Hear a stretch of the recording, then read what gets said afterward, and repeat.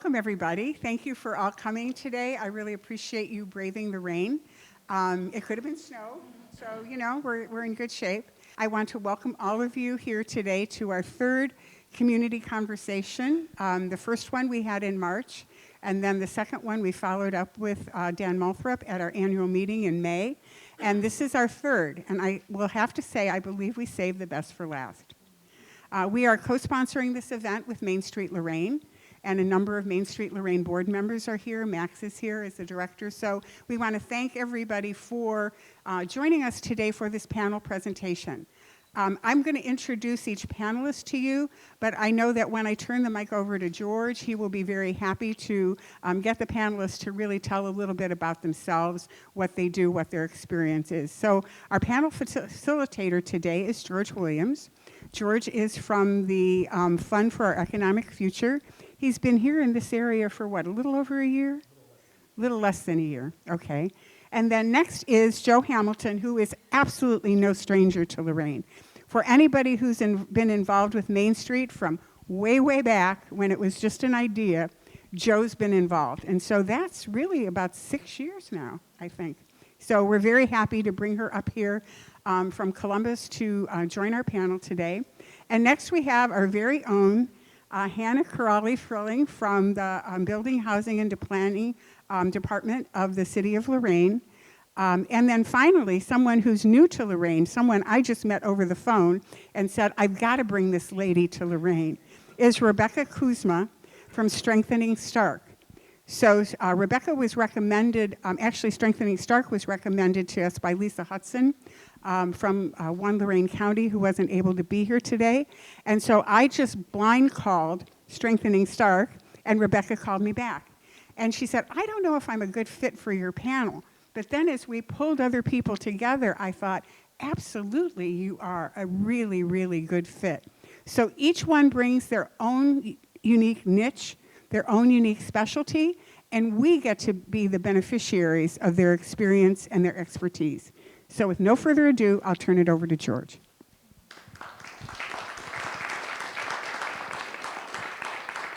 All right, good morning, everybody. The first thing I want to do whenever I'm asked to speak at something like this, first, is to lead with the spirit of gratitude. So I want to thank Barb for putting this together. I think we're going to have a really interesting conversation. You have your local lens, you have your regional lens, and you have your statewide lens. And I guess I bring a bit of a global lens.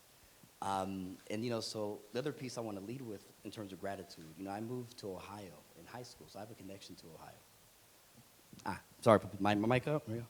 I have a connection to Ohio. I actually lived in Pickerington, so outside of Columbus, for high school, moved from Oakland, California. So I grew up on the wrong side of the Bay Bridge, I always like to say. But ended up in Pickerington, Ohio, and they put me in a special program for at-risk students.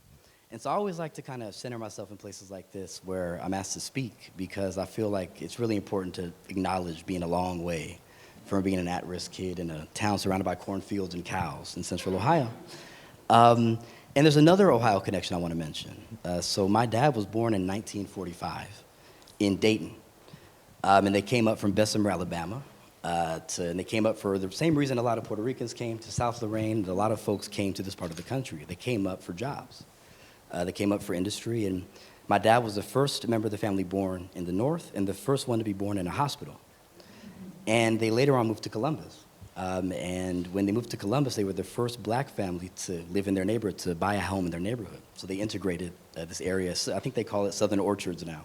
It's directly south of downtown, next to German Village, if anyone knows Columbus. And so I like to always frame, these things, again, with that sense of gratitude to be here talking to you. It's a long way for my family, a long way for me. And I just moved here from a long way away. So I moved here from Lisbon, Portugal. So, and people thought I lost my mind. They said, I don't know, anyone here been to Lisbon or to Portugal? We have a couple? Okay, so you may know why people thought I had lost my mind. No, well, well, they said, you're moving from where to where? And I did it in February, no less. So I moved from sunny Lisbon to Northeast Ohio in February.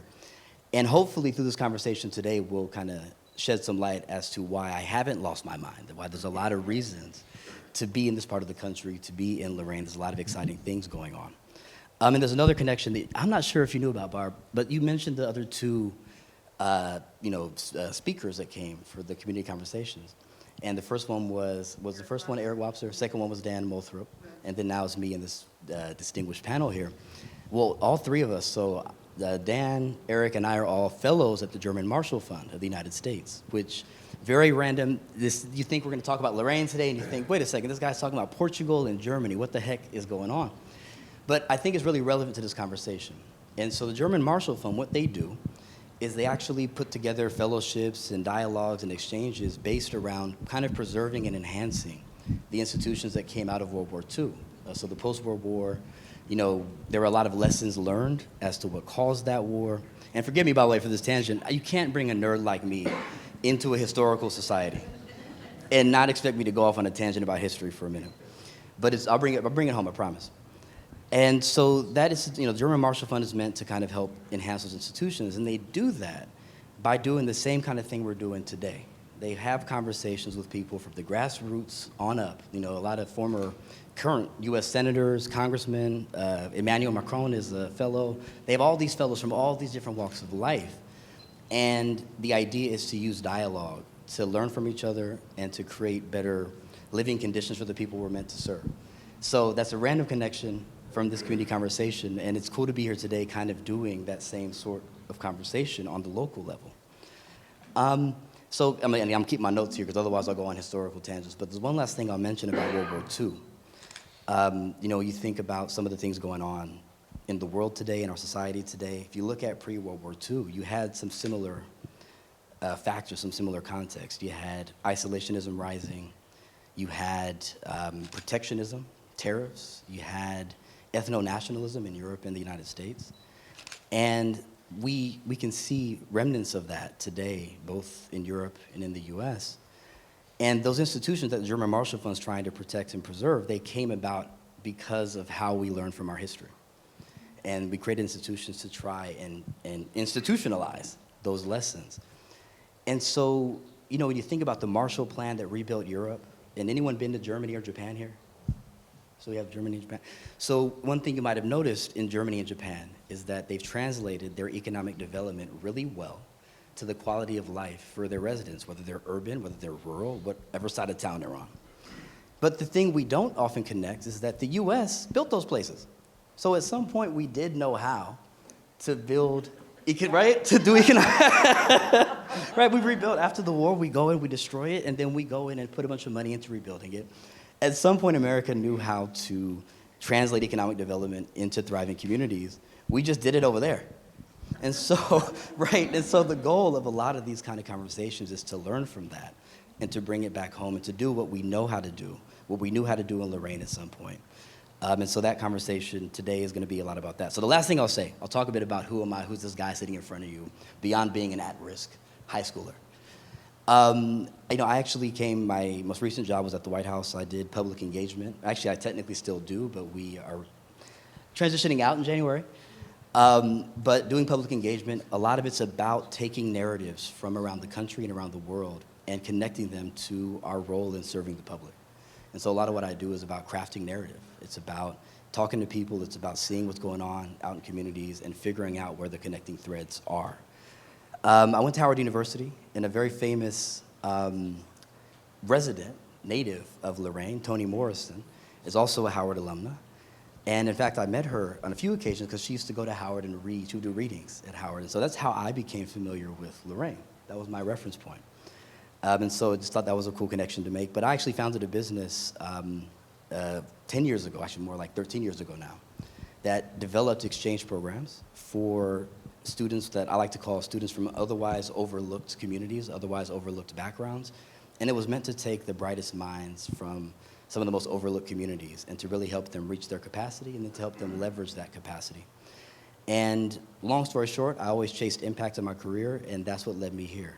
There was a fellowship, a federal government fellowship that was meant to reimagine how we go about economic development in the United States in some of the ways I just mentioned. And I applied for it not thinking, I had no background in economic development, didn't think I would get it. But when the chance came up, I got through the interview process, and I had a few different places to choose between. And one of the communities and one of the projects was in Lorain County. And I couldn't have been more excited to have the chance to do something meaningful here, to take the best ideas from this community and to play a small part in helping make them happen. So that's the spirit that we're doing this conversation with. So here's what I'll do with our panelists, our distinguished set of panelists here. If you guys can just for a couple minutes kind of introduce yourselves, the work you do, maybe even how it might connect to Lorain, and then we'll get into the conversation. We'll start with you, Joe. Oh, I'll do that. The mic is confusing, right? And sorry for my editorial comment. I didn't mean to make a sound. I feel like it was deserved, though. Sorry. I'm Frances Jo Hamilton. I'm the Director of Revitalization for Heritage Ohio. I've been working in the Main Street world since 1999. I was rehabbing my second historic home. It turns out that I only see potential instead of reality. So looking at houses, it's like, what could it be instead of what is really there? And I was living in a historic neighborhood. My neighbors came across the street and sat with me on the porch and said, we're starting this new Main Street thing for downtown. Hopefully we can save our downtown. And we understand you have a lot of family history here. And we wanted to know if you would do some 30-minute walking tours twice a month to reintroduce the downtown to the community. At that time, I was taking all the public speaking courses I could get my hands on to try to get over this deathly fear of public speaking. Turns out you don't get over that, you just wear things you can sweat through, and nobody knows. Right. And so I said, of course, I'd be happy to do that. So we did a 30-minute walking tour. I got to tell some really great stories about my grandma. Anybody who works with me in historic preservation gets to hear a lot of stuff about grandma. She was the first woman to work at our police department. She actually graduated from Ashley High School during the Depression, and her mother gave her a typewriter as a graduation gift. The local university came to her and said, we understand that your mom gave you a typewriter. We'll give you a free ride to school if you'll give us the typewriter, right? I tried to trade that typewriter for an education now. It doesn't work. If that doesn't tell you, Grandma kept her damn typewriter. She said a woman of the 50s doesn't need, right? She didn't need an education. She needed a typewriter. So she kept her typewriter, but I got to tell all of those really cool stories about my grandma intermingled with some of our downtown history. The reason I love small downtowns is simply because of her. That's it, and that's all. And anytime I would say to one of my local officials, Grandma said, then they knew they were probably in trouble and had to do something better. And so I started doing these walking tours and sharing Grandma's stories. And you know, when you share your love and care for your community, even with people who have no history there, who are transplants and don't have lifelong stories, then those stories just get worn like a cloak. At this point, all these years later, I have had my grandmother's stories repeated back to me as if they weren't my own. Right? So if that doesn't tell you the impact of actually sharing your own personal care and keeping of your community, then I'm not sure what does. So I was a volunteer for our Main Street program when we got started.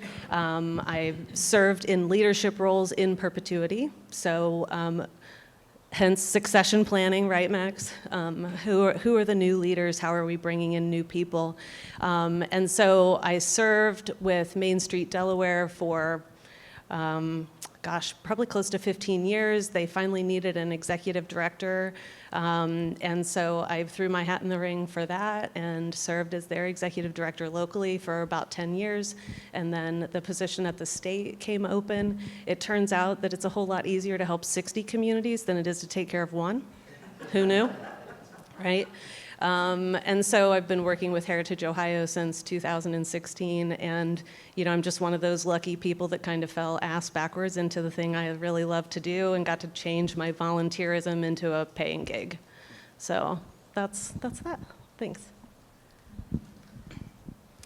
Good morning, everyone. A lot of familiar faces. Good to see everyone came out. I just want to say that this is an honor. So thank you very much, everyone, for having me here and being able to share kind of my perspective on things. So I'm Hannah Kiraly. I work with the City of Lorain Building Housing Planning Department. I'm the Program Manager of Community and Economic Development. And kind of how I came to be in this role is I started my career off with Cuyahoga County Planning Commission. I was a GIS planner. Basically what that means is I did a lot of community master planning, strategic planning, a lot of food accessibility work in Cuyahoga County. I worked on their climate action plan. From there, I had started a nonprofit organization focused on community revitalization, vacant land reutilization within the city of Cleveland. From there, I transitioned over to Lorain County Community Development Department and, Lorain County Community Development Department. I was their planner too. What that means is that I worked on different subdivisions, a couple of TLCI applications, helped stormwater management department, just a bunch of different things. But then I really became ingrained in the city of Lorain when I went for the program manager position back in November of 2020. So it was right around the pandemic, a lot of things that were really unexpected. We didn't really expect that we were going to have CARES Act funding. We didn't expect that we were going to have ARPA. We didn't expect that we were going to have coronavirus, CDBG funding. So all of these funds and trying to get them out to the community in the most equitable way. So I'll touch more on that work later. But in terms of my role and involvement in the community, I don't think that a lot of the work could be achieved or be successful without our partners, without our administration, without city council, without the organizations that we work very closely with. I would say that a lot of the work that we've been able to do in the past 4 years is impactful, transformative, and it's really exciting to be here to share additional stories and context of what I've learned over the past 4 years. Thank you. Good morning. I'm Rebecca Kuzma with Strengthening Stark. I'm the Chief Operating Officer there, and we work to create the conditions for our economic board to be successful. I did not start out in economic development, and it took me several years to figure out what the heck that was. I spent almost 35 years in financial services, working with small and large businesses across the country. Managed about a $2.5 billion book of business for the Hartford. I spent so much time on planes. I was a 100,000-mile frequent flyer for about 6 years in a row. I filed income tax in 5 different states because I spent so much time. So I don't have a place that I call home, but Stark County has become that place. So I'm excited to share a little bit about that journey with you. I was retired by the Hartford. I worked with another insurance carrier for a while as a startup and then was retired from that job as well. And someone said, hey, there's this opening in Stark County and they need this person to work on this concept called Strengthening Stark. And so I interviewed for the job, and one of the questions I was asked during that interview was, how do you define economic development? And I was stumped. I thought I was really well prepared for the interview, but I couldn't answer that question. So as soon as I started working with the organization, I started, challenging people to help me understand that concept. There was a very forward-thinking group of leaders in the county who had done some research and found that the county was moving in the wrong direction. They were becoming older, smaller, and poorer. And they had spent about 5 years before I started with them sort of creating that burning platform, but the community had become tired of that, right? That is not a Chamber of Commerce slogan that anybody wants to be repeated over and over again. So the concept was good, but they needed some sort of operational focus. And so that's what I was hired to do, a very different role than the folks who did all of the foundational work, which was so important. Through that work, I was told our goal was to create a vibrant economy. So my first question is, what was that? And we worked with Team NEO and a noted economist there, Jacob Doritsky, And we created 5 metrics that will give us an indication of whether the county is moving in the right direction. That also didn't resonate really well with the average person on the street. It's like, what is GDP? Why do we care about per capita income? So we dropped that down into 5 priorities, and that's what we've been focusing on for the last 4 years. So I'm really proud to share the success and the process that we've gone through. We're working with several communities, including this one. Lisa has been really helpful and thoughtful in talking with us. So excited to share more with you today. So well, thanks for those introductions. And it's funny, I think something you said really resonated with me about, economic development. It's this thing, this nebulous kind of thing. And my host organization that I come here to work with, the Fund for Our Economic Future, that's one of the issues that they have, right, is that people kind of have a favorable impression. I meet people, they say, oh, the fund, very cool. And then usually someone will pull me aside and they'll say, okay, what the heck do you guys actually do, right? And so I really like what you said about taking economic development and just, okay, people don't know what per capita GDP is, why does it matter? Let's find a way to boil it down into something that does. So my first question is for you, Joe. I imagine you've seen multiple communities go through a revitalization process. I'm interested in some of the key takeaways that you have, but also curious as to how successful communities balance historic preservation and new development. So first of all, I'm always really lucky if I go into a downtown that hasn't destroyed more than half of their historic buildings, right? I mean, that's the ultimate in recycling, is if we can reuse the materials that we have in our downtown. And those places have soul, right? They have things. It's why I'm so attracted to old houses. There's something visceral that happens to you in historic places.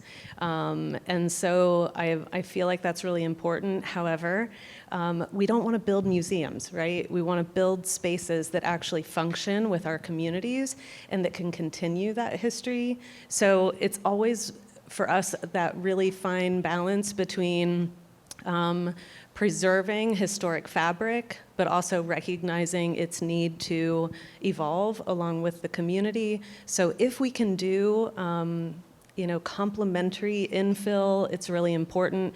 We don't want to build Disneyland, right? So building spaces that look complementary but are not trying to mock or mimic what would have been there is important.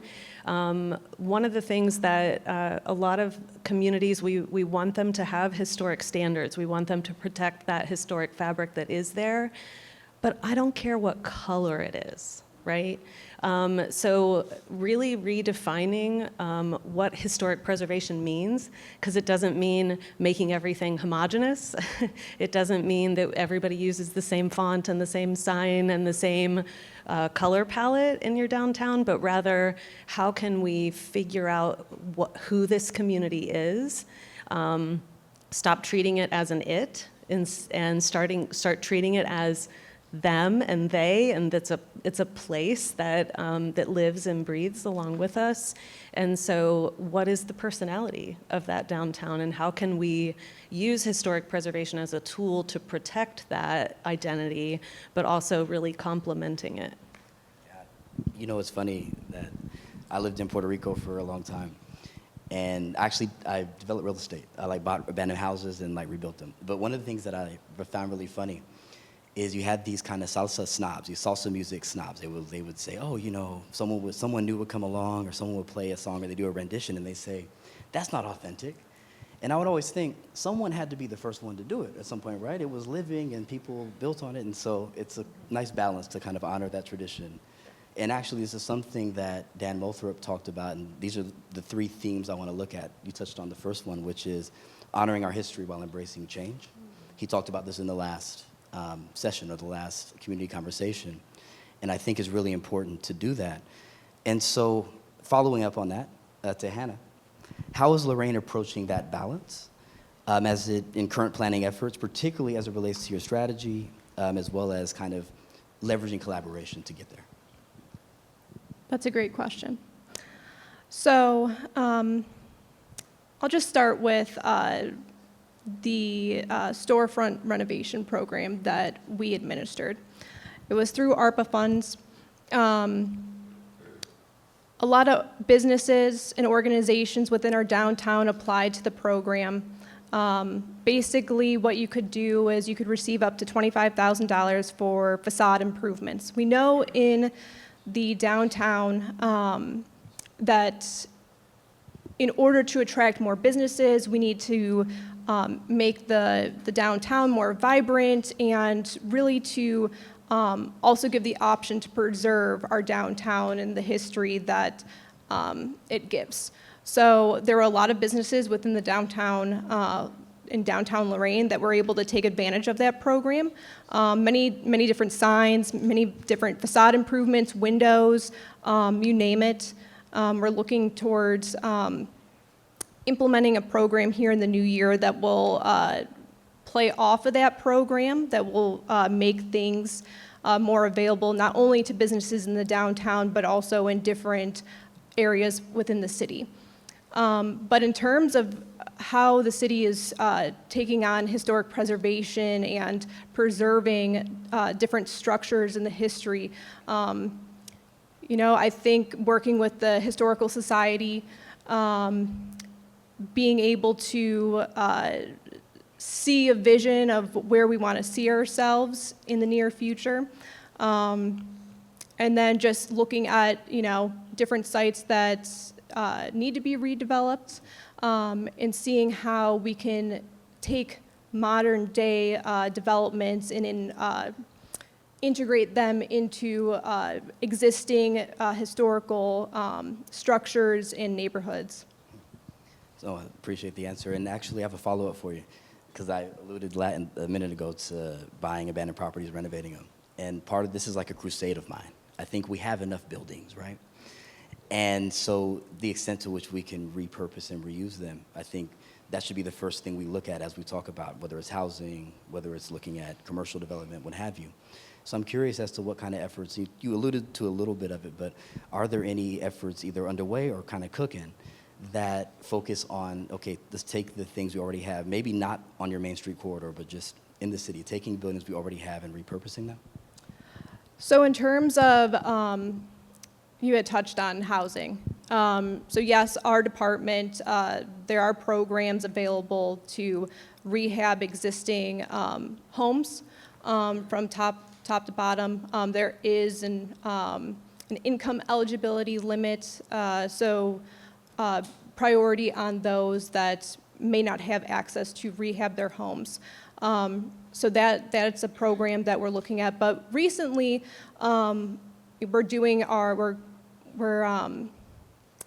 working on our consolidated plan.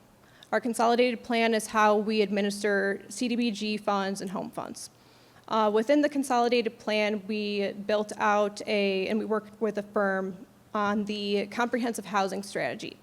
In the comprehensive housing strategy, we found that there is definitely a need for more accessible rehab programs to be able to preserve affordable housing within our neighborhoods, and then also infill. And what does that look like?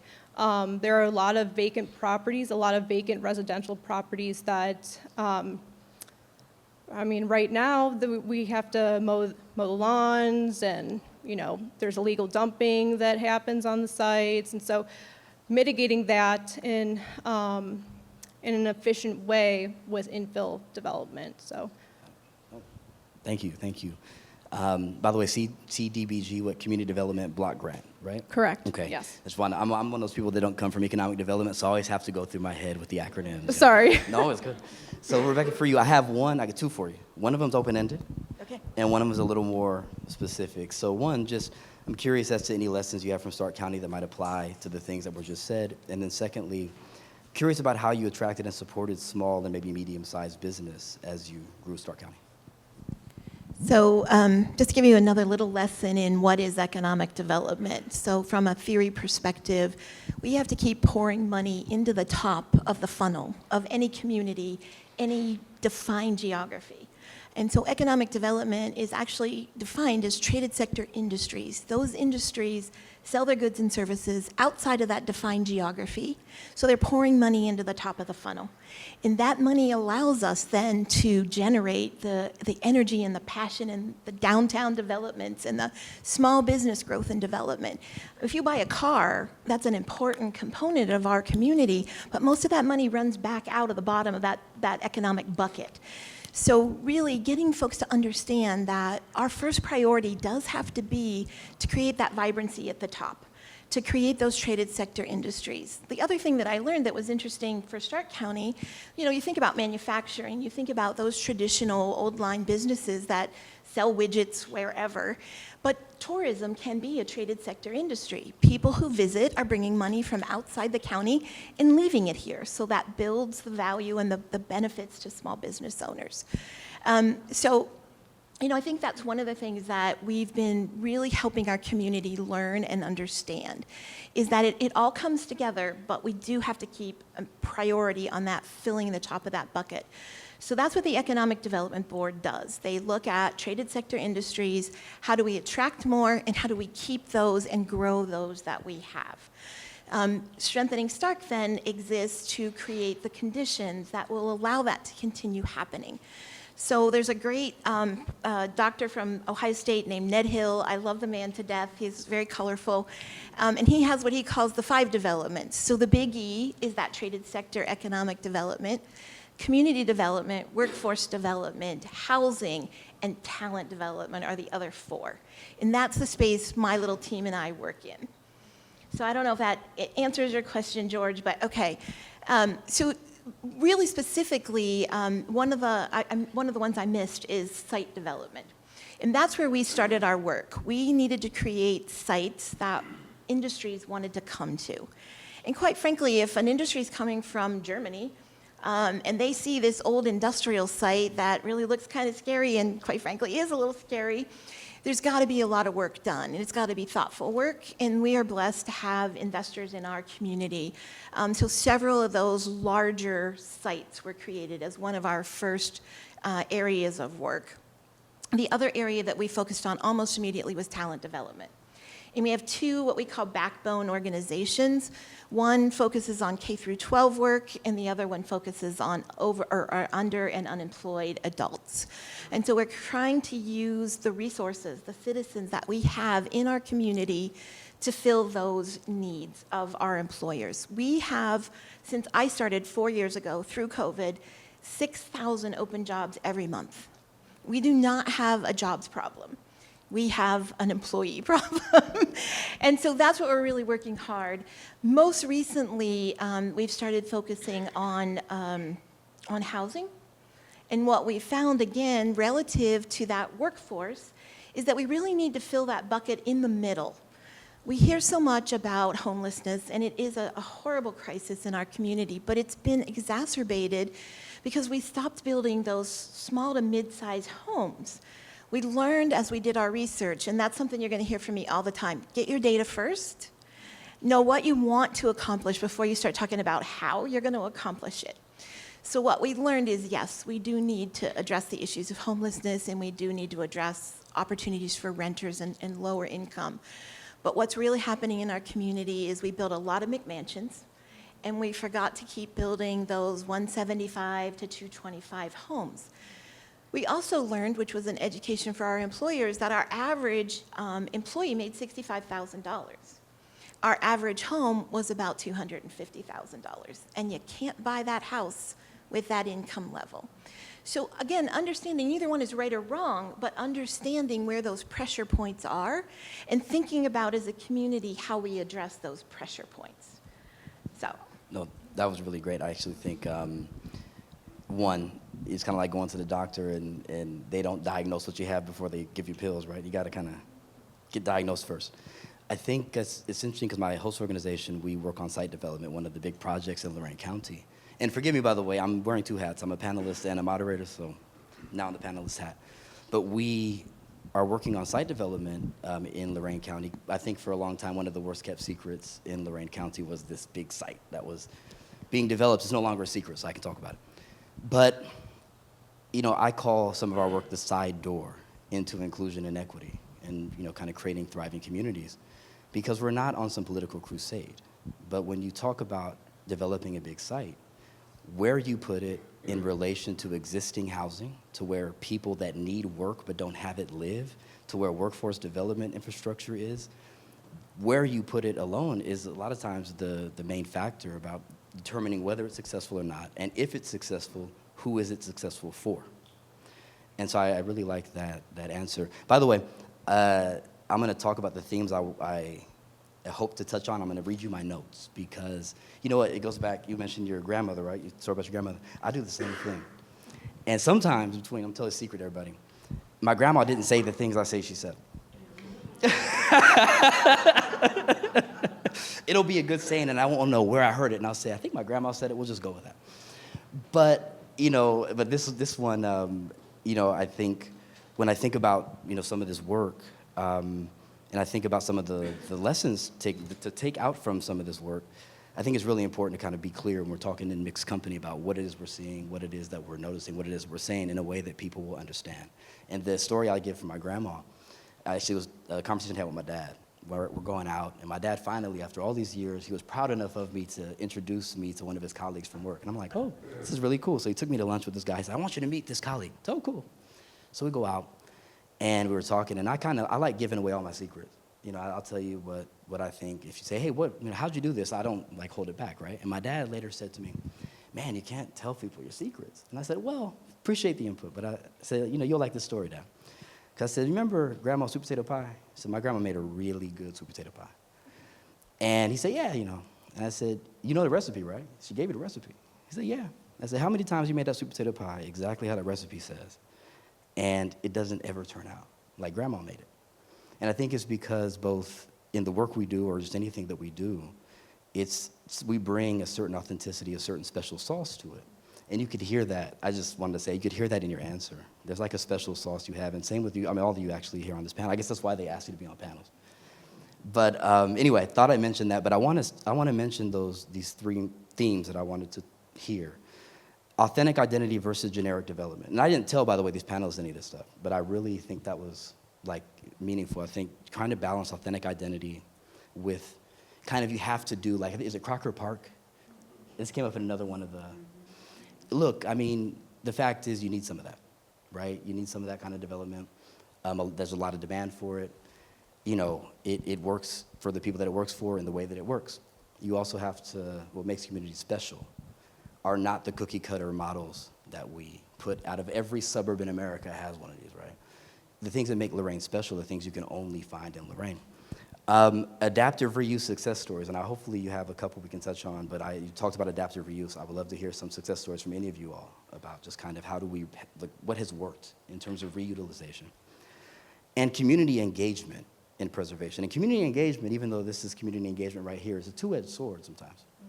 Because community engagement is really important, right? You want to hear what people think, but sometimes community engagement, if done in the wrong way, stops anything from happening. Because there's always somebody who's going to be mad, right? And so I'm curious, again, as we talk, to hear a bit about what has worked and maybe what hasn't in terms of community engagement. And that leads me to theme 2 for Mr. Moulthrop, the other speech. That's getting proximate to community needs. And he used that word proximate. It just means community engagement, right? Like hearing from the community, understanding what the community wants and also what the needs are. But really, again, those aspirations are really important too. It's not just about putting out a fire and solving some crisis. It's also about looking ahead and becoming assertively, affirmatively what we want to become. So to Hannah here, who do we need to hear from more? When we talk about Lorain's revitalization, who do you think we need to hear more from in those conversations? The residents. The residents, because ultimately, they're the ones who live here. They're the ones who utilize the amenities. They're the ones who are able to tell us, to guide us, to inform us of what's going on. A lot of times, you had mentioned, what works, what doesn't work. Going back to the consolidated planning process, we held meetings. We held them out in the community. We marketed the information out to the community. And there were some organizations and some maybe a couple, handful residents that came and shared their thoughts and opinions, and but that's not everyone. That doesn't account for everyone in our community. We have roughly 65,000 residents. And so if we're creating plans that only focus on, 300 people that may be answering a survey or meeting us out in the community, that's not the entire community. So, and I don't really know how we engage residents in a more holistic way. No, thank you. And actually, before I move on to another question, I'm curious if Joe or Rebecca, if you have any kind of success stories or things to absolutely not do when it comes to that sort of community engagement. Do you have any war stories for me? Well, I think one of our biggest success stories is something we've just called Career Connect. So I mentioned when this work started, there were 375 community interviews completed. Not by me, that's not the kind of thing that I'm good at. But I had that as a foundation when I started, and we started looking at the intersections of that work. And so many of those organizations said, oh, we do workforce development. We help people do resumes, and we teach them how to interview, and we do all these things. And so we started bringing them together and asking them to talk. It really was that simple. And at first, they were very guarded, right? We don't need to do this. We got our thing. We got our way. One of the first things we heard was, and Goodwill knows I share this, so I share it everywhere I go. Goodwill said, those people at Ohio Means Jobs, they're not doing their job. We send people up there to get funding for education, and we never hear from them. And so we said to Ohio Means Jobs, well, what happens? And they were like, well, that's not on our list of things to do. We don't have to do that. But the reality was that job seeker was getting lost in the middle. So I always do this. We try to work at a systems level. We know that there are so many individuals working at a tactical level, and they are doing amazing things. But when we can bring those amazing things together, we can make 1 and 1 equal way more than 2. So collaboration and synergy are 2 words that we emphasize all the time. That group now, there's a group of 9 of them. They include ICANN Housing and Men's Challenge Ministries and Goodwill Industries, the Urban League. They meet every single month. We don't pay them anything to do that, but we bring value to that discussion. We listen to what they need. We bring them training. We've been able to bring them dollars because of the aggregated outcomes of the work they do. Individually, there are a dozen people that they put in employment would not qualify them for a $100,000 grant from the Fund for Our Economic Future. But collectively, we gather that data and we're able to talk to funders and say, this is really what you need to fund. We actually, right after I first started, we actually called the fund and said, thank you for your $100,000 for transportation, but this is COVID. Nobody's traveling, so we're going to send your money back. And they were like, no, wait. What do you need? And we were able to share with them that data and that understanding, and they worked with us. And so we were able to provide the resources that people needed to do their jobs while they were working from home. So that's probably one of our biggest success stories. Yeah. So I'll give you a what not to do then. So I spend a lot of time in community meetings, suggesting community meetings. Max knows this, and the big thing is everybody says, oh my God, I've been to these meetings. We've talked about this before. They're all sitting there screaming inside their own heads anyway. They go on and on and on, right? Repetitive. Don't ask questions that you don't want the answers to. Plain and simple. Do not ask questions that you don't want the answers to. If you are asking questions, you better build something into those questions that you're able to act on in short order of asking those opinions. It doesn't matter if it's just one thing, but whatever you do, do not ask your community, what do you think about this? What do you think about this? What do you think about this? Without having something baked into that already that you can enact quickly so that they feel like, okay, great, I was heard, I went to that meeting, and then I saw this thing actually come to fruition.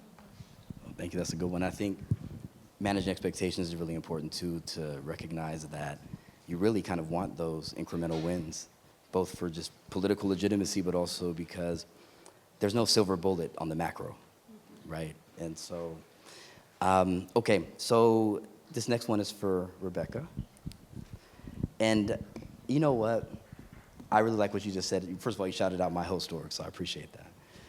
And actually, I really like this about them because, I actually technically don't work for the fund. I'm a fellow from the Department of Commerce, and they paired me with the fund so that we can work together on their goals. And I think you're referring to the Paradox Prize, right? So they had this great competition, and what I like about the fund is that it's kind of like this hybrid organization, and a lot of the goals are like, hey, how do we make these big funds that are like, when we talk about CDB, like Community Development Block Grants, right? These are only for cities, right? So regular people with good ideas can't get them, right? So the fund, like the Paradox Prize is a great example of this, right? Where the Paradox Prize, first, the paradox they're referring to, and I've said this in another set of remarks, so anyone who was there, forgive me for repeating myself. But the paradox we're talking about is the transportation paradox. It's, if you ain't got a car, you can't get a job. If you ain't got a job, you can't get a car, right? So the fund set up this competition that would fund ideas that would essentially address that paradox all around Northeast Ohio. And the cool thing about that is that it really tried to bring down to earth the grant-making process, the competition process, to connect, to make it a more seamless connection from idea from the community to funding to run a pilot. Now, you can't run nothing but a pilot with 100 grand, right? But a good example, I think, was Oberlin, where they got a pilot. That pilot became institutionalized because of ARPA funds, right? Because of American Rescue Plan Act funds. But without that initial pilot project, it never happens, right? So I really do love that. But how has strengthening Stark ensured diverse community voices shape your work? So, whether it's from an equity lens or what have you. So from the beginning, that economic vibrancy for all, a more vibrant community for all, the emphasis on the for all was there from the beginning.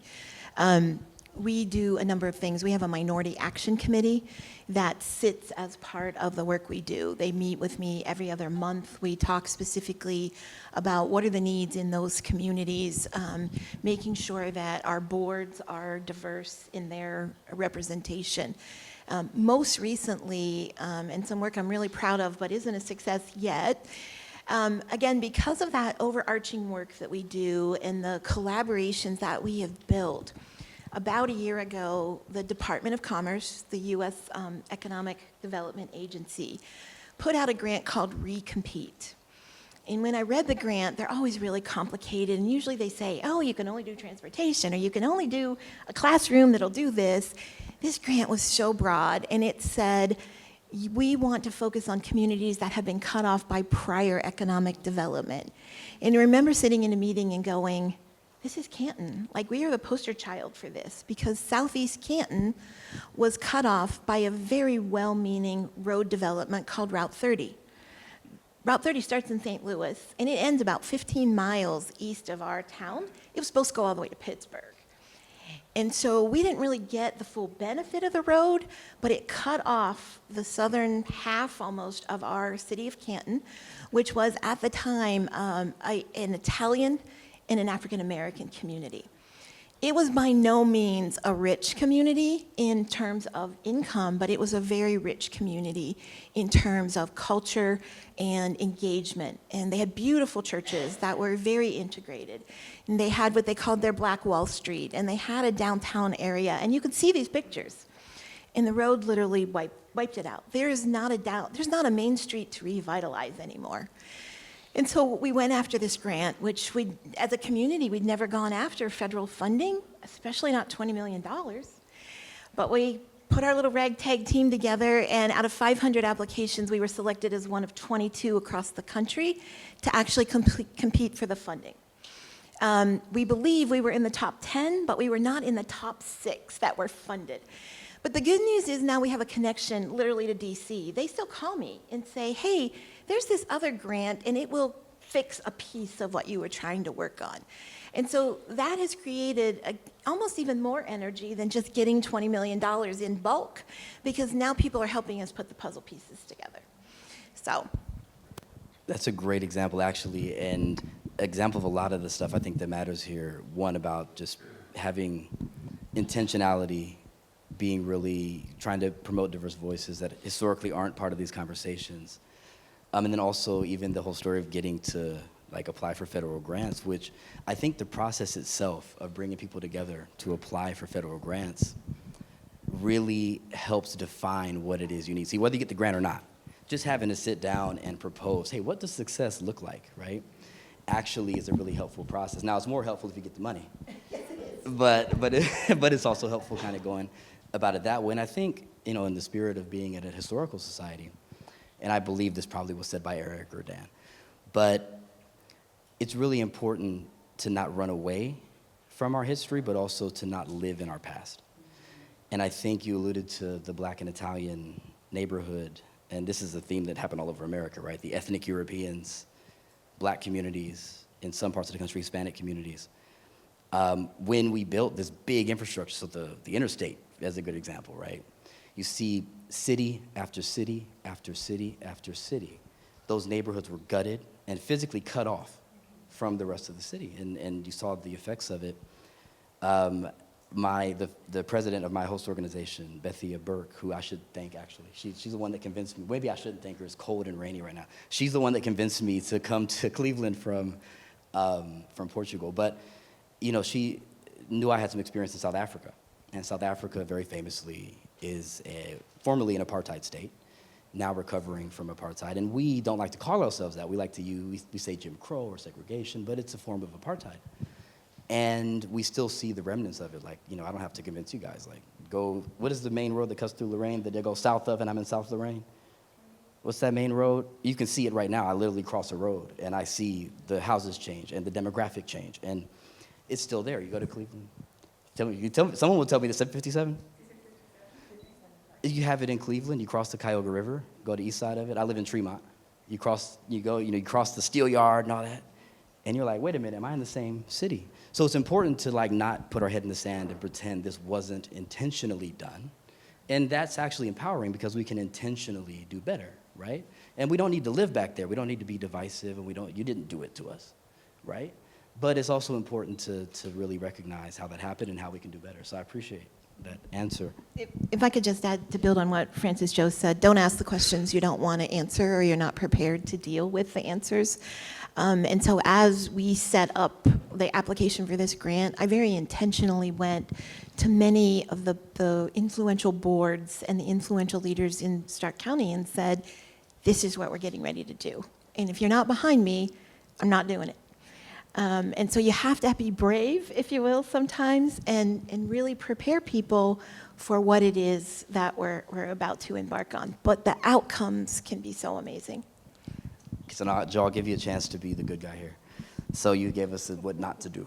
But I'm curious as to what innovative community engagement strategies you might have seen in a particular city that you may or may not name if you don't want to, but any places where you said, hey, what they did was innovative and it really worked. So we had the city of Ottawa, Ohio, not Canada, came and did a presentation for us at state conference this year. And the reason that I asked them to come, they're one of our smallest Main Street communities. They're quick and upcoming. They're organizationally sound. They've created a community plan that I have never heard a community talk more about the plan than they do in Ottawa. I mean, it is the gospel for them. It's amazing how the entire community just seems to have this knowledge. And so one of the things that we asked them to do a presentation called "The Developer's Not Coming to Save You," right? Because they're not. I mean, you may get a developer or two, but these offset communities where you have a singular developer come in, buy up everything, and then do economic development and recruit businesses and then build websites. I mean, doing everything, that silver bullet is so rare that you can't wait on that. And I hear it all the time. Well, we want to tear this down so that a developer will come. So we asked Ottawa because they're really focusing on their local community to be the development, right? To be the local developer of their downtown buildings. And so they came and did this presentation, but one of the things that they did was all of these really interactive community engagement sessions, like they did a slow roll bike ride through their community, where they spent all afternoon on bikes, rolled up to troubled intersections, places that people wouldn't normally go, and then talked about what's the problem in this particular place. What are the things that we should address in these particular places? And so just being really creative and getting, I mean, this is a beautiful room, of course, but we usually just sequester people to a space with, often very little, or if any, windows, right? And we're not really experiencing the community. So I really appreciated the way that they let the community experience itself from a little bit different perspective by putting everybody on a bicycle. Yeah, I love that. I love that. In fact, shout out to Ottawa, Ohio. Well, so I want to transition to the last kind of thematic segment, which is about really near and dear to my heart. It's about telling stories. And I mentioned before, people thought I lost my mind when I said I'm moving from Portugal, Lisbon, Portugal, I was moving to Cleveland but working in Lorain. And, I don't think that reaction would have been the same if I said San Diego or Miami or New York or DC or even Chicago. And I think one of the first things that jumped out to me when I came here was kind of this dichotomy. The first thing was these disempowering narratives about Ohio, Northeast Ohio, Cleveland, Lorain, and each of those layers, they kind of look down their nose at the other ones, so Cleveland, you go, in Lorain, they go, oh, Lorain, what are you doing out there, right? You get that thing. And so you wouldn't believe it. And you come out here, you have a rose garden on Lake Erie with a beach. You have this beautiful Main Street district on Broadway. But no one ever talks about that, right? No one ever talks about how cosmopolitan Lorain is. So I think, 55, who was it that gave me the walkthrough? 55, oh, here she is in the back. 55 nationalities in Lorain. 55 nationalities, right? This is a place, it's diverse, it's cosmopolitan, it has a historic core, it has historic industry, a ton of history. You don't hear that in the narrative. And so I want to talk a bit about telling new stories while staying authentic to our old ones. And again, this is my work, this is what I did in the White House, did it for the Clinton Foundation. It's about, we don't live in the real world. We live in the world as filtered through the stories that we believe, right? And it starts with telling yourself a story. Before I can tell you a story about me, I got to tell myself and believe it, a story about me, right? So, go back to Rebecca here. How has Stark County's narrative evolved while kind of you're doing this work and honoring its historical heritage? It's interesting because we have a negative narrative as well. And it's all relative to what you know. But Northeast Ohio, and particularly Cleveland and Pittsburgh and that corridor, we were the leaders in the Industrial Revolution at the turn of the century. We had the smartest people, literally, right? And I think we've become a little complacent, a little comfortable. And so we're encouraging people to step out of that comfort zone. Most of our businesses, our industries, are really what would be called small to mid-size. They think of themselves as big because relative to everybody else around them, they're big. But they're really small to mid-size. They don't always have the time or the staff to think about what does the next step look like. And so one of the places we're really trying to change that narrative, George, is thinking about how do you adopt technology to accelerate your existing business into that next generation. We have an amazing manufacturer who does these really big pieces of paper that architects use. You've seen those giant things they unroll. Those pieces of paper individually are a lot of money, and they sell them in pallets. They are still using a ruler to measure how many pieces of paper are in that pallet. All they need to do is buy this very small sensor, and they can increase their revenue by thousands and thousands of dollars every year. That can allow them to upskill their employees, to raise that per capita income, so you can afford that average house in Stark County. So those are the narratives we're trying to create and helping people, sort of go from way up here to this economic development concept, but coming down to the day-to-day aspects of what it is. The other thing I always tell people, because I did live in Hartford, sort of on the East Coast, to drive from one end of Stark County to another is about a 20 to 25-minute drive on a lovely 4-lane highway with cows and trees along the road. And people are like, well, they're never going to drive from Massillon to Alliance. And I'm like, of course they will. They sit on an 8-lane highway for hours trying to get to work. And so we're just beginning to lay the foundations of a strategy that will look at the southern loop of Chicago and the outer belt of DC and Virginia, and just seeing what we can do. We desperately need healthcare workers, we desperately need engineers, and so we're gonna just do some dripping and see if we can't attract those. Having lived there, I'm gonna tell you, I think we can. So that's kind of how we're trying to change the narrative, but those negative narratives, we do have to step back, take ourselves out of what we find frustrating and realize that might not be what everybody else does. Yeah. You know, actually, when I first came here, first, I think the Cleveland Foundation, and tell me if I'm wrong, maybe someone here knows, I want to say their endowment's like $1 billion. It's the first community foundation in the world. And why did it start? Because you had all this industry here, and this is back at a time where industry was much more place-based and invested a lot more in their communities, right? If I can say that among friends, yeah. But, you know, and I was down in Playhouse Square, I'm looking around, and it's like, what is it, the second largest Broadway district in the country? Yeah. No one talks about that. Like when I'm out of town, I didn't know that till I got here, right?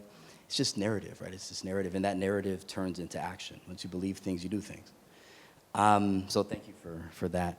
So to Joe, what role do you think storytelling plays in successful revitalization?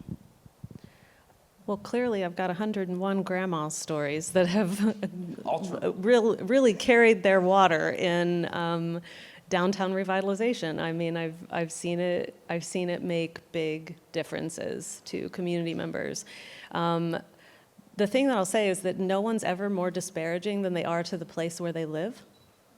You know, we leave our hometowns, we go on vacation, we park 10 blocks away from the brewery that we went there to see. You never ever visit the Walmart, right? I mean, you're visiting the places that really matter when you travel. But even in our conversation prepping for this, I heard people bitching about the roads. Right? So when you're in your own community, we notice every pothole and we complain that I can't park right in front of the, pharmacy to just dash in. Building that grace back into the way that we view our homes is a big part of what we do. One of the tenets of Main Street is changing attitudes. Changing local attitudes is super important. In Delaware, what we did with our organization committee was we actually wrote up scripts for our downtown merchants that if you have a media person come into your store, here are some nice things you can say, right? So encouraging the positive storytelling in your community is super important. Also, creating those memories and those news stories. I see successful Main Street programs sometimes price their way out of the necessary volunteerism that means an endearment to my home, right? So one of our communities went away from hand planting with volunteers, 22 flower planters in the downtown. Now they have a nursery that comes in and they do all the flower planting. They went from away from grandma's idea, right, of scrubbing sidewalks, right, with fire hoses and volunteers to actually paying someone with a power washer every year who just goes up and down the sidewalks. I'm telling you what, those are the communities where people start walking over pieces of trash again.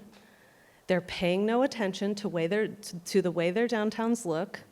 And when you can see a little kid walk by a flower planter and say, "Mommy, remember we planted that flower in the springtime and now look how big it has become." So really, I think that it's up to us organizationally to make sure that we are continuing to build those stories for folks to tell about their hometowns and making those continued connections. Because when we get to a place where it's like, oh, thank God, I don't have to get 75 volunteers to do that anymore. You also are not getting 75 volunteers that are actually paying their dues in their community and pointing it out that it is their responsibility, and then continuing to build those lifelong friendships that come from what I call our grown-up recess, right? I mean, volunteerism is your grown-up recess. That's how we make grown-up friends. So the continuation of our stories is just as important as retelling the historical stories. That's great. And you talked about GDP earlier and per capita GDP, and I mentioned Japan and Germany, who both have a lower per capita GDP than we do. A lot of times the ways we measure, we're not measuring what we want to be measuring, right? We say, okay, per capita GDP, so maybe that business grows or maybe it gets bigger, but if you lose buy-in from your community, you may be getting away from the whole reason we want businesses to thrive on main streets, right? Because now you have less buy-in. Now it's more, people walk by and don't care. So anyway, that's a good answer. So Hannah, I have the last question for you. I actually may have one follow-up for everybody, but what story should we be telling about Lorain's future in 10 years? It's going to be amazing. That's all I can say. We have a lot of amazing things that are going to be happening, that are happening. You may not see it, you may not be able to touch it yet, but it's just, 10 years, it's going to be the same place, but better. Better for our residents, better for our organizations, our businesses. We'll be stronger equipped to be able to do things that we've wanted to do, or we'll be able to more readily fix the roads at the level that our residents want to be able to see. We all know about the waterfront redevelopment. If you're not from Lorain, we are actively working on redeveloping the waterfront. Something I didn't mention before, but I also sit on the Lorain Port Authority Board, and we're actively working on getting a new stage, basically a whole new facility to bring in different acts across the nation, as well as make it more available throughout the week. Additionally, just a lot of different things. We were talking about, the panel was talking about different things happening in communities and the blemish that we kind of take the brunt of. But one of the more exciting things that's happening is in South Lorain.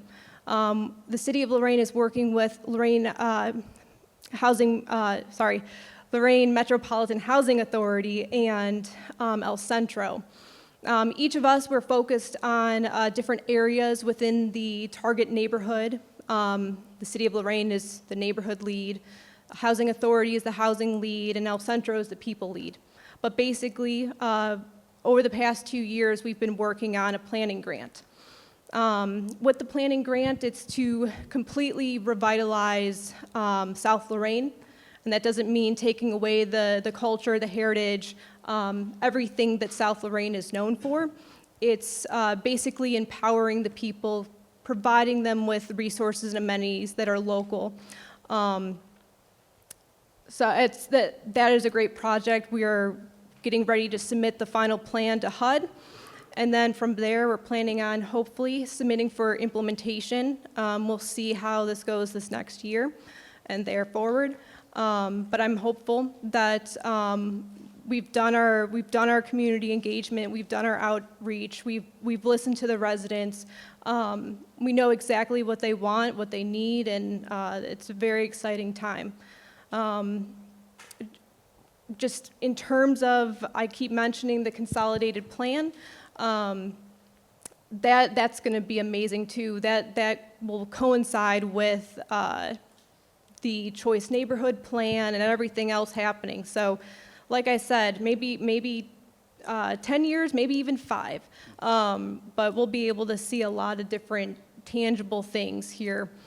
Additionally, something I haven't mentioned yet, but we've been working with Second Harvest Food Bank of North Central Ohio and also Lorain County Public Health on Food Forward Lorain. And Food Forward Lorain is a community-wide initiative focused on creating better food systems for people.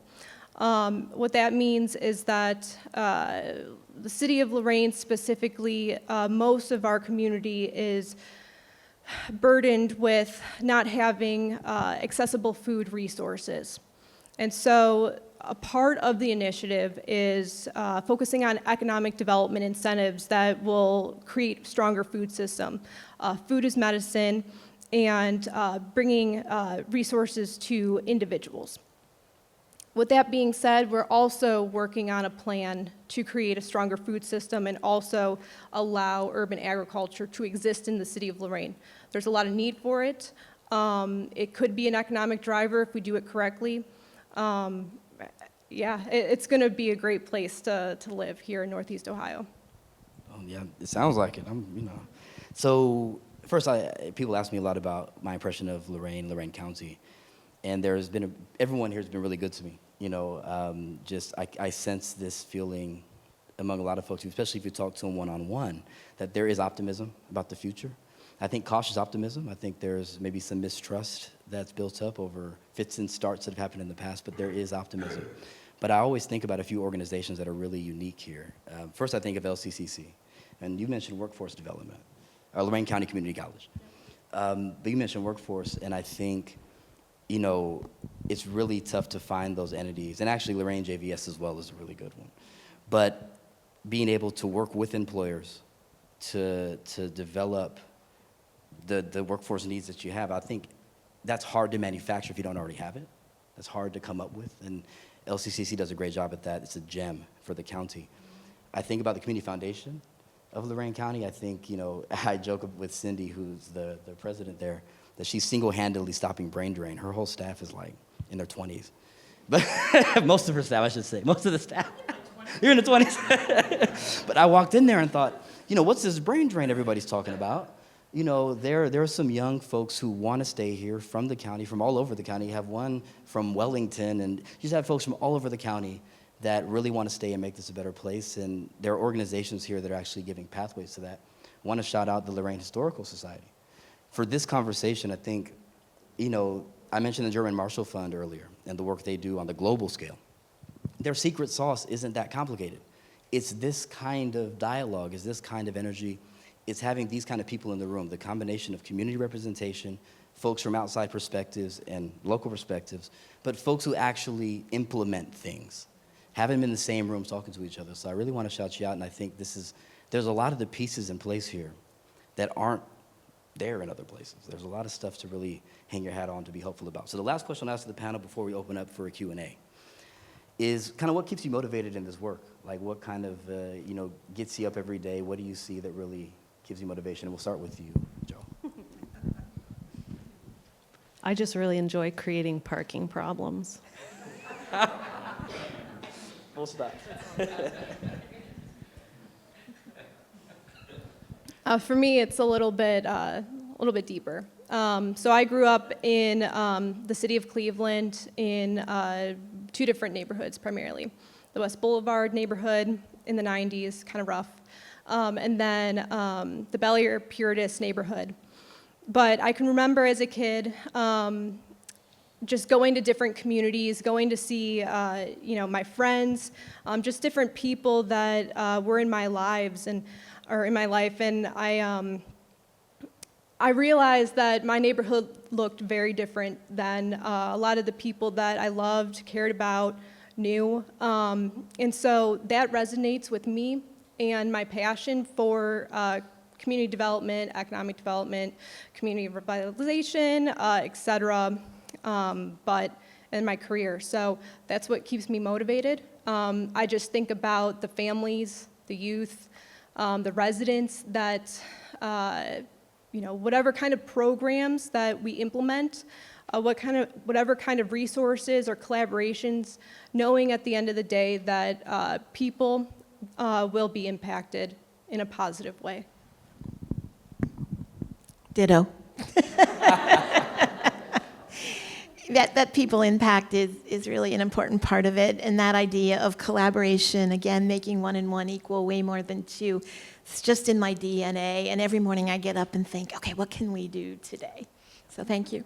Yeah, and actually, it makes me think of, I mentioned earlier how my family came up here from the South, and it was because of economic development, right? It's because of industry and jobs, and I think it's important to remember that the decisions and the decisions we make about these issues facing us today, the small developments, the big developments, whatever that take place, it changes the trajectory of families, right? And my whole family's history changed because there were jobs in Dayton and in Columbus, and I lived in Puerto Rico, right? there's a reason why we have the second highest concentration here of Puerto Ricans outside of Brooklyn. It's because of economic development that was done right at one point and then wasn't done right at another. So, and people live the results of both. And so, okay, we can open for the Q&A, but the last thing I want to say, shouting out Lorain and special things in Lorain, I could not mention El Centro, because I think El Centro is another one of those unique institutions here. And my gosh, I was down with Victor and like talking about just seeing the work they do, the different things they do, who calls on them to do work. It's like they're a lifeline for so many people. They do work that no one else can or will do. And they do it so well that they're asked to do way too much by way too many people. But I guess that's a good problem to have, right? So anyway, okay, Q&A. I'm not sure how we're handling questions. Do we have any lined up? Thank you, Barbara. So we've heard a lot. There's been a lot to digest, but I'm sure that some of you may have some questions. If you'd like to come to the microphone that Tom just put in the center aisle here and ask your question, we would certainly entertain, at least for another 10 minutes or so, the panel's response to them. First of all, thank you for being here. Very, very enlightening. And what I'm looking around right now, I see the same faces that are always in these meetings, you know, and Lorain proud for 63 years. I understand that. Now, what I'm saying is this: how do we change our image? You talked about it earlier. We have an image that nobody wants to come here, no business wants to come here. And also, I'm looking at a lot of people here. I've been on a lot of boards throughout the community with these individuals in this room. Where are the youth anymore? How do we approach them as well? Thank you. So first, I'm not sure if any, you look like you're itching to take that. I can. Yeah, please. But first of all, you're doing something, 63 years, huh? You're doing something right, brother. All right. So, Joe had mentioned about identity in places and how they're perceived, basically. I think for Lorain, I think we need to focus on our identity, and we need to play into that more. We really need to do placemaking opportunities that focus on Lorain's specific identity. What I mean by identity is looking more into us as the international city. So playing more into that. How can we create different districts in terms of like, I'll use South Lorain, for example. Playing into maybe like Little Puerto Rico or things of that nature. Creating places where people want to go and be a part of. Not saying that places in Lorain are not where people want to go, but how do we activate tourism? How do we bring people in? How do we attract more of those things that you're saying, businesses, et cetera, so. And I think too, like, first, Cindy, I think, does a good job at this, right? Like, you gotta have some glue. When you talk about youth, part of that glue is narrative about why is a place unique. Part of it is just a decent job, right? And I think we can't just wait for a silver bullet of big industry to come, right? I think a lot of it is just for those of you who have small businesses, for those of you who run foundations and that sort of thing, it's about being really intentional about who you're picking, who you're investing in terms of when you make hires. Because they'll stick around. If you give them a reason, they'll stick around. They want to stick around. It's home. And another thing that I've seen on the macro in the U.S., when we talk about immigration a lot, we tend to think of immigration of quote unquote unskilled labor. The fact of the matter is America is the best destination in the world for highly skilled labor. So I think a lot of it as well is, there's still a link between Puerto Rico and Lorain. We tended to get along, if I'm not mistaken, there's a lot of folks that came after Hurricane Maria. I was living on the island when that happened, 6 months without power. Engineers didn't have power either. Doctors didn't have power either. But the folks the way they perceive Lorain, the folks who came to Lorain very often were those who were most needy, and that's not a bad thing. But I think being really intentional about being a destination for, like, kind of having some pride, having some ego a little bit, and say, hey, we got a place for the highly skilled labor too, and telling that story, and using the low-hanging fruit demographics that are already inclined to come here anyway. I think starting there could be a good starting point. One thing that I would say about local community is that and that we don't recognize is that probably my generation, I just turned 50 this year, whoop, whoop. But we are the last generation that had loyalty to organization.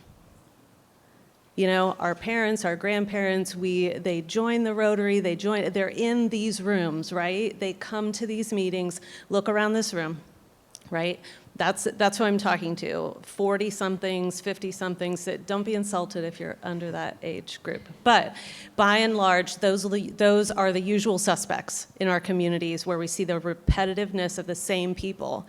We have to recognize that those younger folks don't have that just undying loyalty to organization. We have to build loyalty in a completely different way. We have to build organizations in a completely different way.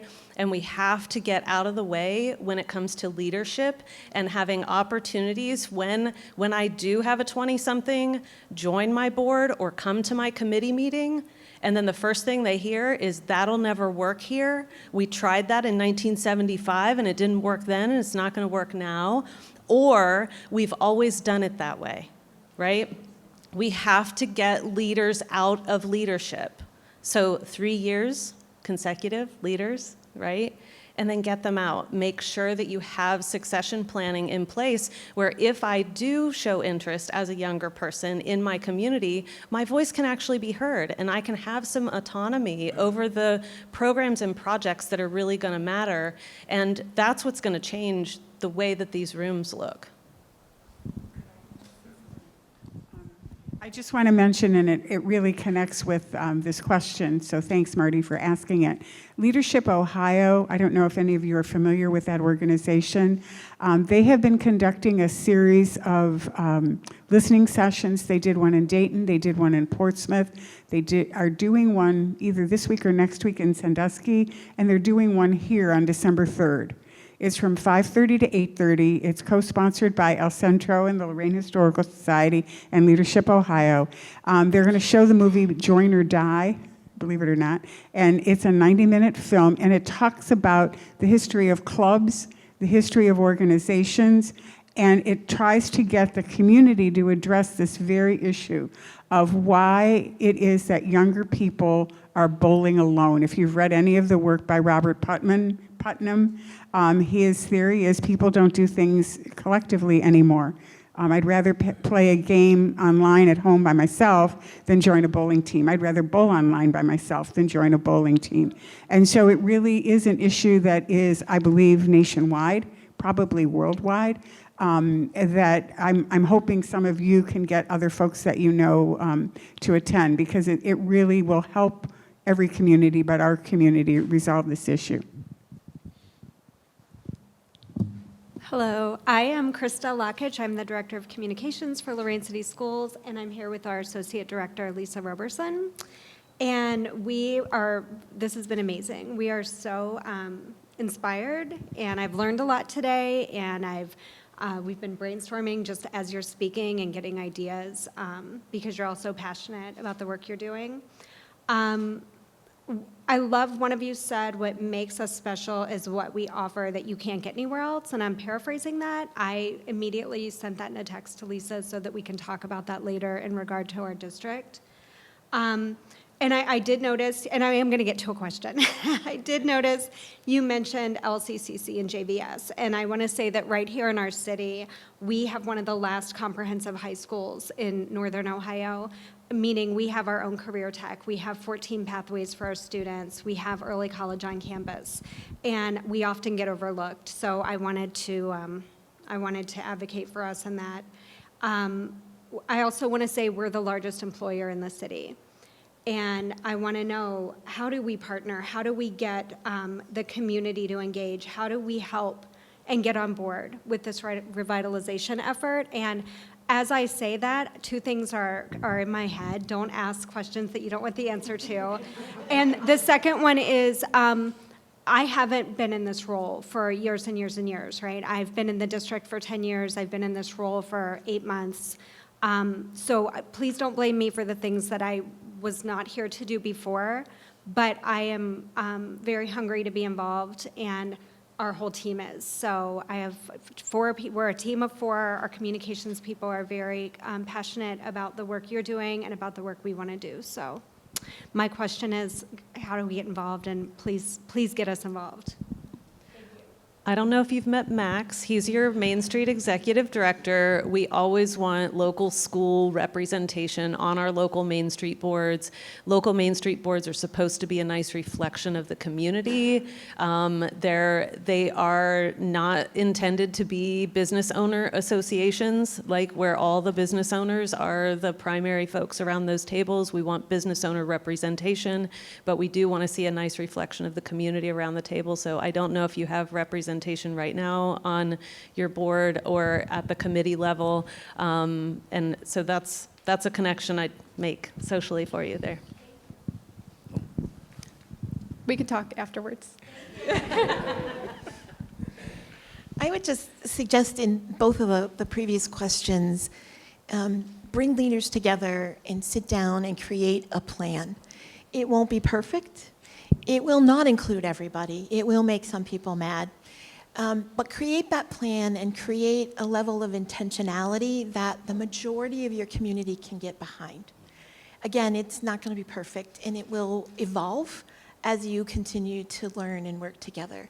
But we have to check our egos at the door. But I will also challenge you, know when you're going to step on an ego, right? Bottom lines are important, whether you're a nonprofit or a for-profit organization. Know if what you're suggesting is going to impact the bottom line or might imply an impact. Understand that before you go into those conversations. So intentionality would be my key thing. You can't do everything, and you can't be everything to everybody, but you can pick 3, 4, I would say no more than 5 key priorities to move your agenda forward. And I would say, real quick, the Make a Site project that I'm working on in Lorain County, we tried to learn from other fits and starts around the country, and we're right now dealing with reshoring, this generational kind of phenomenon where we're trying to bring back manufacturing to the United States. And TSMC, so the biggest semiconductor manufacturer in the world, relocated, or they built a big fabrication yard in Arizona. Everyone was really excited about it. Oh, how amazing. Well, they broke ground, they built the factory, they did the transaction in terms of getting the thing built, and all the money changed hands. And then they realized something halfway through. They said, where the heck are the workers? They didn't know who's going to work there. They didn't have any workforce development. So when you talk about a school district, you have this, if there is a silver bullet, there's not. But if there is, it's workforce. It's being able to meet the needs. Like you said, we don't have a job problem. We have a worker problem. I think a big thing that can be done is getting involved with, whether it's Team NEO or anyone who's trying to attract industry, understanding what the needs of businesses are that want to come here. Because a lot of them, that is, if you have a plan to get workers trained, that puts you ahead of almost everybody else that's in the running. So I would say that would be a place to start as well. Hi, good morning. My name is Ray Carrion. I'm the Safety Service Director in Lorain. And I appreciate the conversation. I think everybody hit on some key points, and it's always good to see the stakeholders that are here because they have always been involved. I just wanted to touch on a few things. I know Hannah talked about her optimism for Lorain. I think 5 years, you're going to see some changes based on the things that are in the works. But I have seen many organizations do great things here, and there are many plans. What Tony has done with the Chamber, the Historical Society, Main Street, and so forth. So we have great pieces that are in place, and people that network and they have programs. My thought is on what Martin mentioned in terms of our image. We see a lot of plans that talk about economic development, strategic plans based on transportation, housing, workforce development, et cetera. But the self-image, the branding of the city is something that doesn't get put at the forefront.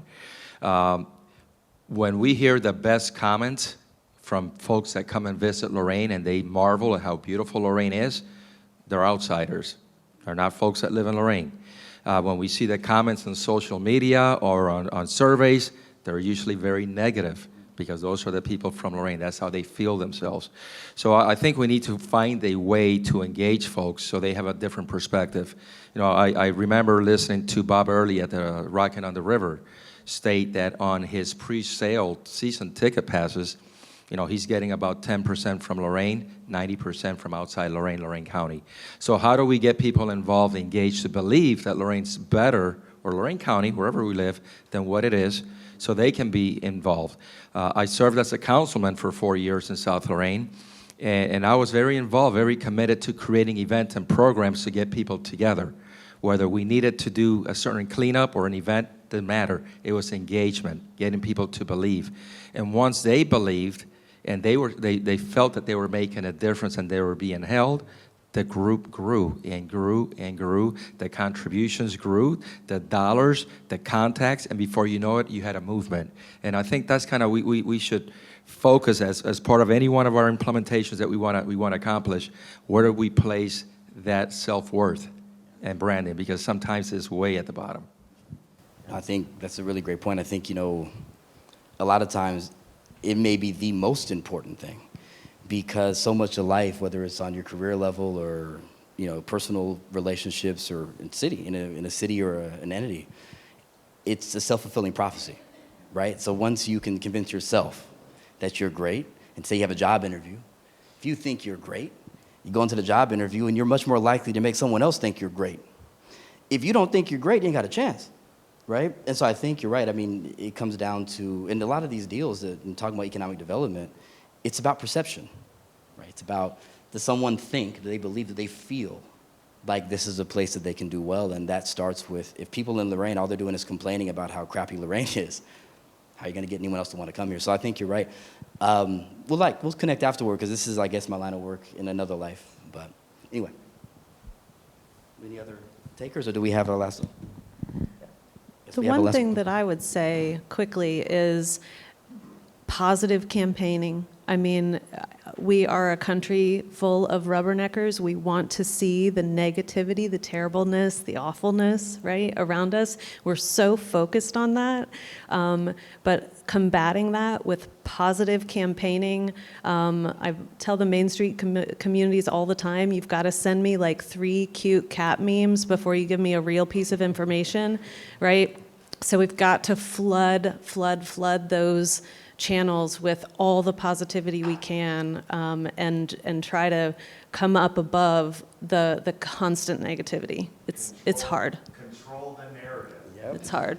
And actually lean into some of it. Like, if Lorain has this reputation locally, like Portland did a great job with this, with the whole Keep Portland Weird, right? People thought, Portland, what a weird place. And Portland leaned into it, right? And I think there are ways to do that too. But. Hello.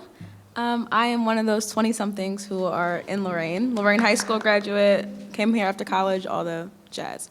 I don't think we have a pride problem for Lorain. I think people who are from Lorain are very proud in their own ways, and we have things that really rally the community together. For example, our sports, Lorain High, basketball every day, you can't beat us, it's the end. But people talk about that, and that's what they rally around. So I don't think a lot of people can look at these conversations, or they're even interested, because they can't pay their bills, they have nowhere to live, and they have all these other issues. So my question for the panelists is, how are you addressing the core needs so people can begin to care about the image of the city when they're worrying about the image of themselves and their families?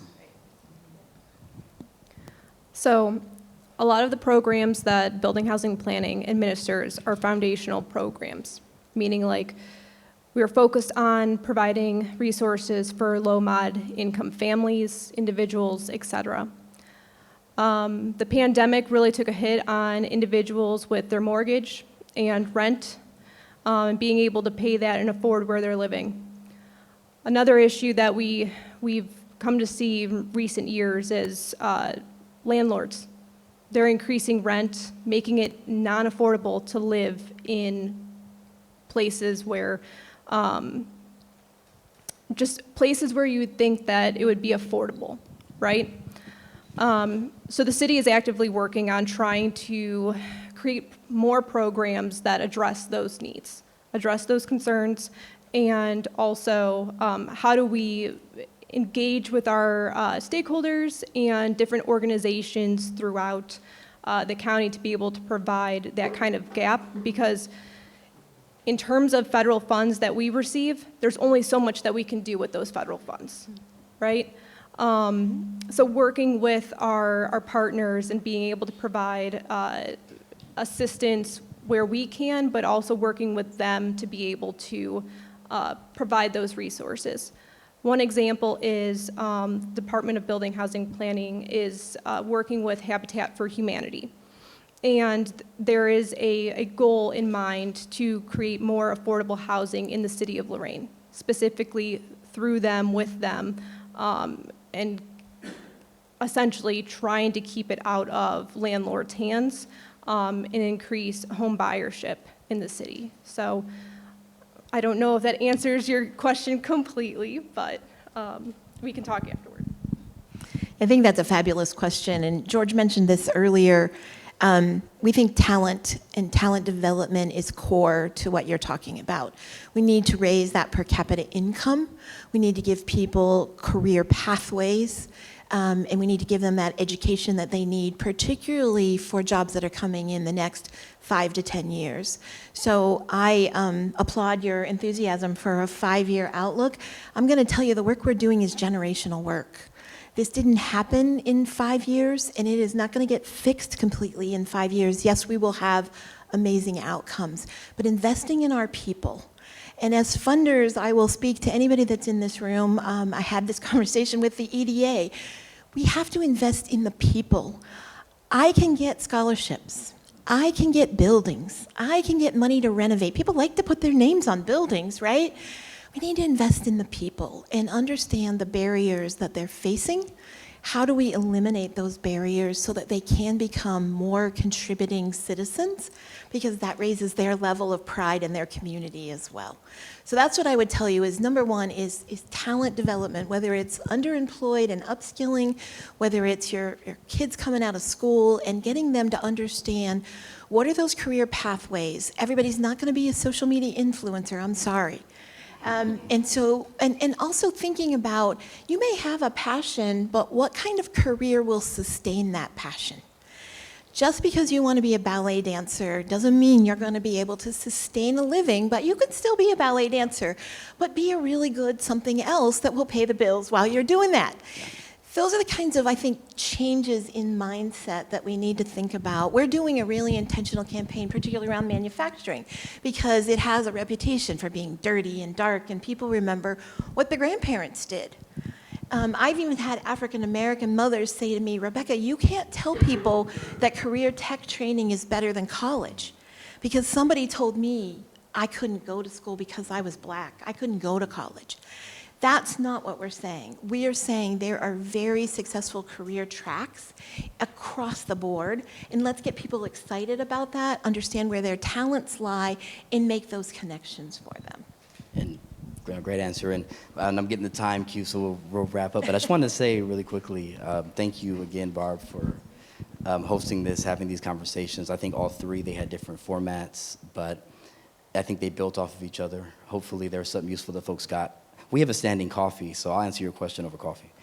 But I really think that, again, a lot of the pieces in place that are hard to find other places are here in Lorain. These conversations are a really great start to figuring out what success looks like, but they're not the end. And so I think one of the valuable things about this, and I know Barb is really a believer in this, is kind of creating off-ramps into action from this. So hopefully some of these conversations have sparked actionable takeaways, and I challenge anyone in this room who's in a position to implement things, and consider some of these perspectives in that process. And the last thing I'll say about what you said is that it is important to have new voices in the room, and actually to your question as well, just because of what you said. Like, we're sitting here and there's a feeling of agreement around a certain thing, and then someone who's actually from here, who's a young person, the people that we're talking about and not to, says, actually, I got a little different take.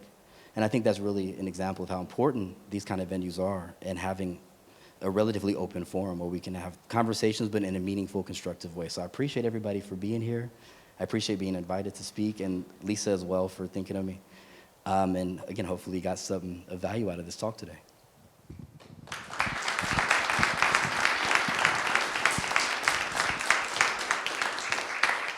So thank you all for coming today. I know that in the audience you represent a variety of different entities, businesses, organizations. I think if each one of you could take a kernel from what you heard today back to your sphere of influence, the conversation will continue next year. This is not the end of community conversations, and between now and whenever we pick up again in March, what are a few actionable steps that you can take? And pay attention to the opportunities that are offered in this community. There's a ton of things happening. Sometimes you don't know about all of them, but pick a couple and involve yourself and involve your organization. I want to thank our panelists very, very much for coming today. Thank you. And if you have a few minutes, I'm sure they'll stay around if you have specific questions or exchange business cards or whatever. Please make sure you get some more pastries on your way out. They are from Kudrowski's. They were made this morning. We have a few to-go boxes, so if you have a meeting tonight and you need to bring refreshments, please, nobody will think that you're hoarding them. Thank you very much.